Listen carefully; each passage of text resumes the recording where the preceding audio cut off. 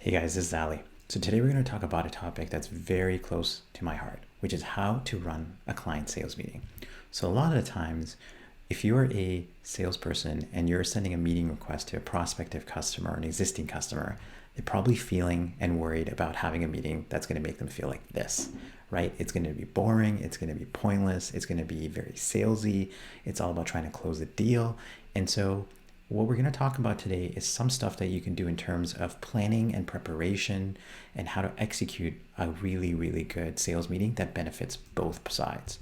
So first things first, when it comes to a sales meeting, you need to plan ahead as much as possible. So what do I mean by that?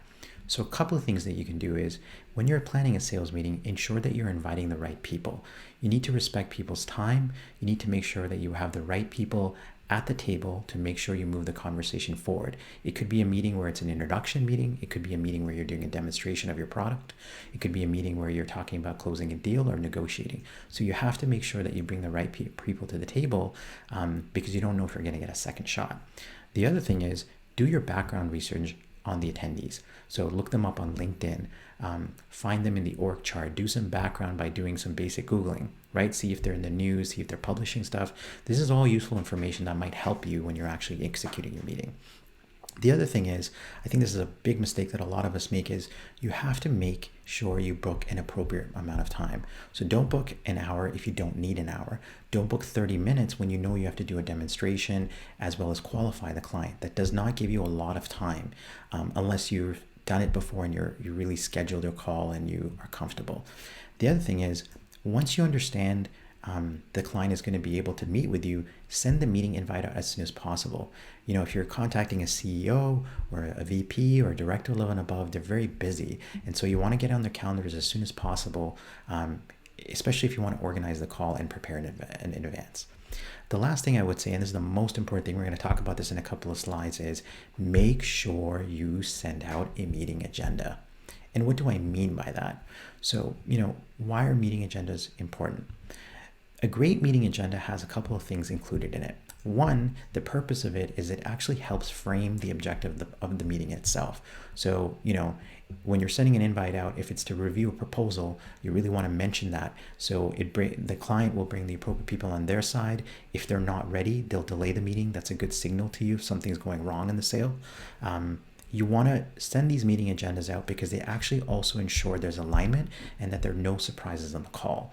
So if you're sending a meeting out, for example, for a demo or an introduction, they'll make sure they bring the right people on their side that might be users of your product or the people that you're going to be engaging with directly who make the decision. The other thing I would say is meeting agendas that are great actually also have time limits on them.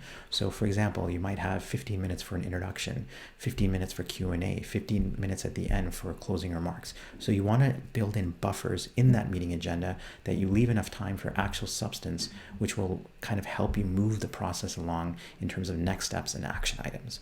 The last thing I would say is when you're sending a meeting agenda out, you may think that you need a manager or certain audience from the other side of the table.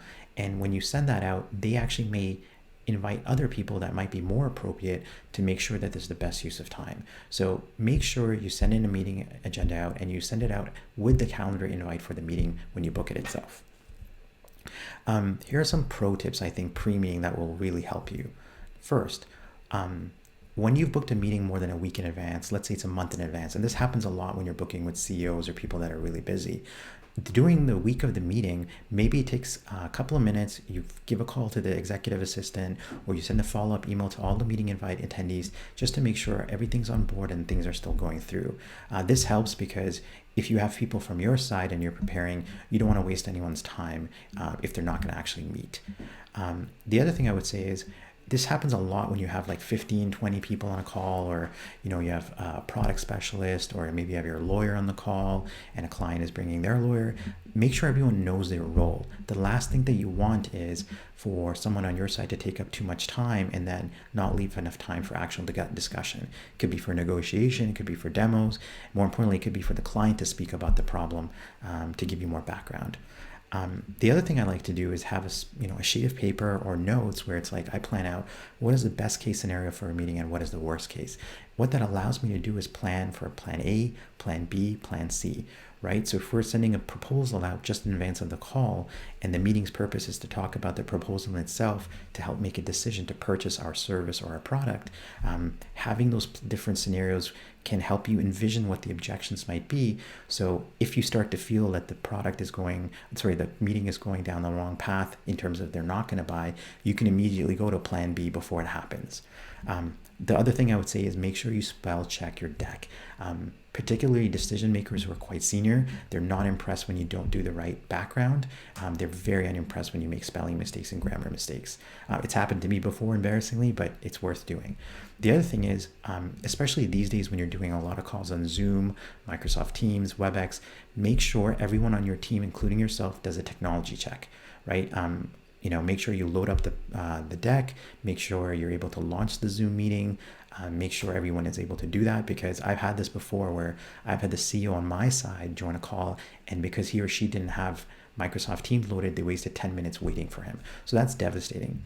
We're not doing a lot of in-person meetings now, and we may not do them a lot more in the future, even after the pandemic. But one of the things I would say is if you are presenting at a client site and you're taking your laptop and you need internet, make sure you serial this type of information in advance. Make sure you take the right display adapters. Make sure you take your power cord. Technology checks can really disrupt the flow of the meeting before they even start. The last thing I would say as well is make sure you share your materials in advance of the meeting itself that may be pertinent to the conversation. Whether it's a deck, whether it's a PDF or brochure, make sure you send it out before so people have enough time to reflect on it and prepare for the meeting in itself. So during the meeting, there's a couple of things that you can do. One, pay attention. I mean, especially on Zoom calls or video calls today, it's very disrespectful when you're busy typing something else or looking at another screen away from the camera. Give your client or your prospect respect. Show them that you're paying attention and you're listening. I think one of the things I would say is on this slide, we talk about what you should do during the meeting. And one of the things I was trained on in IBM sales training was ask the client permission to take notes or tell them you're going to take notes. It's just a sign of respect and it's polite, and it actually makes them feel like you're listening to what they're saying, so they might actually lean in and give you more information. There's a couple other things I would say. At the beginning of the meeting, if you're the one organizing the meeting, take control and be the leader. Don't let there be empty silence at the beginning. It can, again, disrupt the flow where someone takes over, and it can just throw off the dynamics of the call entirely. Start with the meeting agenda, because there might be people that were new or haven't had a chance to look at it. So when you recap the agenda really quickly and ask the client, hey, is this okay? Are we aligned in terms of what the purpose is for the discussion? Again, it's very good to do that. It saves a lot of trouble when the meeting starts, because you want to use the best amount of time to focus on the objectives of the call. Don't waste too much time on intros. One of the things I would say as a pro tip is you do the intros for people on your side, because sometimes, again, a CEO or someone senior might just want to take too much time talking about their full history from when they started in school and everything. So you don't want everyone's life story. Just be brief and get to the point and let the client talk, because that's really what you're there to learn about. Again, I talked about taking notes, but the other thing is, even on video calls today, if you can see someone, observe their body language, right? When you're talking about price, when you're talking about it, implementation, when they're, sharing testimonials about feedback, body language is critical. Take notes on the body language. Listen to tone. People give a lot of information away when they talk about something in a different tone, whether it's anger, curiosity, maybe they're deflecting and it comes off. And so that, again, helps you understand if the call is going wrong. Don't wait for a plan B or C or D, just go ahead of it, right? So if you have a feeling on the meeting that they're not going to be going to your proposal, go into the questions where it's objection handling, or probing to discover what the main reason is for them not to pursue your solution. Because again, you have a finite amount of time, you have their attention, use it as best as possible.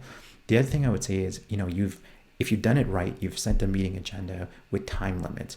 Make sure you do constant time checks. If you think at 55 minutes of a 1 hour meeting, you think you're going to go over, just do a time check and say, hey, is everyone okay to go 5 minutes over? Again, it's a sign of respect, and it allows you a little bit of a buffer to get to the takeaway action items that are super important for post-meeting follow-up. When a meeting is concluding, one of the things I would say is recap action items, any key takeaways, but most importantly, assign them timelines. So, if you're going to get back to them on a feature that you need to discuss with your team, tell them you'll do it within a day or so, because you want to keep top of mind. The other thing I would say is, usually as a salesperson or the person selling something to the client, you have to a follow up, right? You might be following up with a proposal. You might be following up with some answers to questions that they may have. But give your prospect or your customer homework too. Maybe they can come back to you with more information about their project, or they can connect you with other people. This keeps you top of mind even after the meeting concludes. You may not be always able to give the client homework, but just give them something to do just to make sure that they don't forget about you after that meeting. Post meeting, there's a couple of things that I think are really important that you can do. As this picture shows, one of the things I like to do is just do a quick debrief with my team members after the call, right? Just see how it went, get a temperature check. Was there anything that I missed in my notes or my takeaways? And sometimes when you have a bad call, it's very important to do a postmortem immediately after, because that's when the feedback and the pain is really fresh in your mind, and it allows you to bring in other people on your team that may not have been part of the call or the meeting in itself to understand how to correct things going forward. One of the other things I like to do, again, this is about adding value to your customer, is share your meeting notes. Again, filter them, edit them, spell check them, but share your meeting notes and highlight key action items for everyone who is participating in that call or that meeting in itself. As a salesperson, your CRM is your Bible. Log it in, because again, you might not be the salesperson on this call. There might be people on your team that were not part of this call, and logging activity into your CRM allows them to see the full story. And again, you might forget something, you might misplace your written notes, your computer might crash. So CRM stuff is usually in the cloud, and it's a good backup, just a good practice to do. Again, when you're doing your follow-up, whether it's by phone, directly with your stakeholder, or by email, thank your customer for their time. Even on the call, it's really good to do that. Again, it shows a sign of respect, and it shows that you care really about them giving you their attention for that finite amount of time. The last thing I would say is, any follow-ups that you do, again, assign them to action items to say like, hey, I know you need some time to kind of understand the proposal and go back with the decision makers or your boss. I'll follow up in a couple of days, or I'll follow up next week. Again, it's setting an expectation that you are going to follow up. So it's not like you're going to be nagging the client a week from today or whenever the meeting happened. So that's it. I hope this was valuable. If you have any questions or feedback, shoot me an email. My email is ali@hanali.co, not .com, or hit me up on Twitter. It's alihanif101. Thanks, guys. I'll see you later.